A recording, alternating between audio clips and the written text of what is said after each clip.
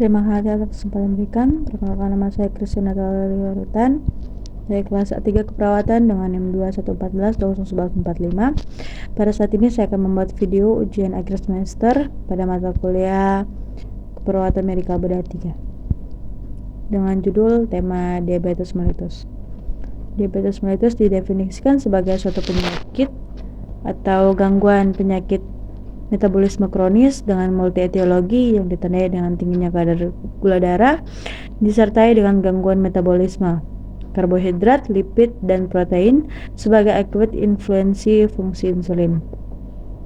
Insufiensi fungsi insulin dapat disebabkan oleh gangguan atau defisiensi produk insulin oleh sel-sel beta Langerhans kelenjar pankreas atau disebabkan oleh kurang responsifnya sel-sel tubuh terhadap insulin.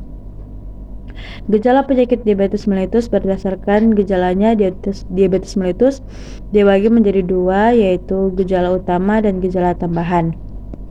Gejala utama ada intensitas ruang buang air kecil yang cukup sering.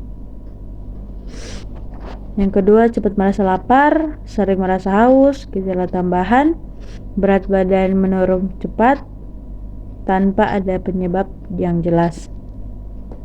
Kesemutan, gatal di daerah kemaluan pada wanita, keputihan pada wanita. Luka yang sulit sembuh, hipotensi pada pria, bisul yang hilang timbul, penglihatan yang kabur, cepat lelah, mudah mengantuk. Jenis-jenis diabetes mellitus berdasarkan ketiga kondisi penyebabnya tersebut dijelaskan dalam studi Introduction Diabetes mellitus.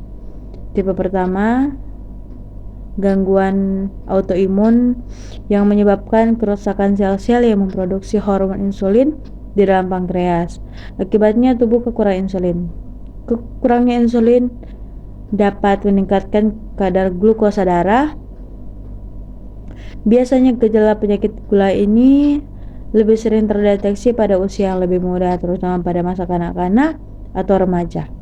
Diabetes tipe 2 adalah tipe penyakit gula yang paling banyak terjadi. Kondisi lebih sering terjadi pada orang dewasa, terutama yang berumur di atas 30 tahun. Kondisi ini biasanya terjadi karena kemampuan produksi insulin yang melemah atau kurangnya kemampuan tubuh dalam merespon insulin. DM tipe 2 umumnya terjadi karena masalah gaya hidup. Yang ketiga ada diabetes gestasional, penyakit kencing manis yang hanya terjadi pada wanita hamil. Kondisi ini dapat menyebabkan masalah pada ibu maupun bayinya jika tidak diobati. Jika ditangani cepat dengan baik, penyakit gula ini biasanya sembuh total setelah melahirkan.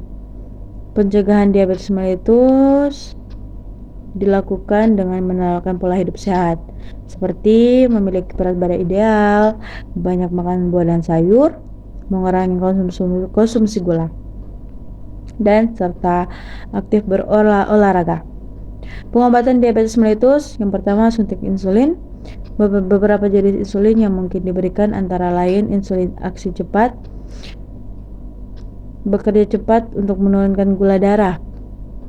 Insulin aksi lambat, kebalikannya dari aksi cepat. Insulin ini bekerja perlahan dalam menurunkan kadar gula darah. Yang ketiga ada insulin dari intermediat. Meskipun lama waktu penyuntikan insulin jenis ini relatif panjang, insulin aksi intermediat biasanya dikombinasikan dengan aksi yang lebih cepat sehingga mampu memaksimalkan manfaat dari penyuntikan.